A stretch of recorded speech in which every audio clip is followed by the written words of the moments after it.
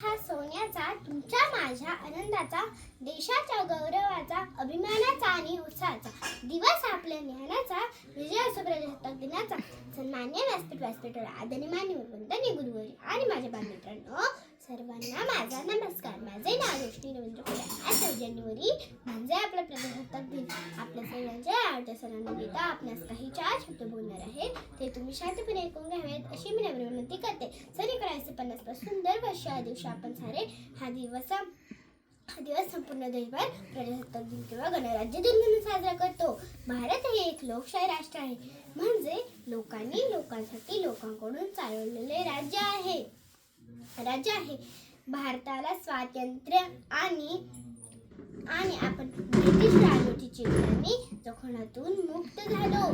स्वातंत्र्य, समता व न्याय देणारी, शिवाय माणसाला माणुसकीने हक्क देणारी राजवट सुरू झाली.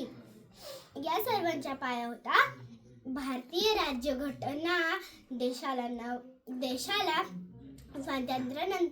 भारताला स्वातंत्र्यानंतर देशाला नवा आकार, नवी दिशा देणारी घटनेची निर्मिती हे देशासमोर मोठे आव्हान होते. शेवटी ही जबाबदारी भारतरत्न डॉक्टर बाबासाहेब आंबेडकर यांच्या स्वप्नावर आली. त्यांनी ती पेलली. डॉक्टर बाबासाहेब आंबेडकर यांच्या अध्यक्षतेखाली 2 वर्ष 11 महिने 18 दिवस परिश्रम घेऊन देशाचे समृद्ध संविधान तयार केले. 26 जानेवारी 1950 रोजी आपल्या भारताचे संविधान अंमलात आले. म्हणून हा दिवस आपण दरवर्षी प्रजासत्ताक दिन म्हणून साजरा करतो. शेवटी तोच बोलायला वाटते, थोर आमची भारत माता, आम्ही तिचे संतान, प्रिय आम्हाला आमचा देश महान. बोला भारत माता की जय. वंदे मातरम.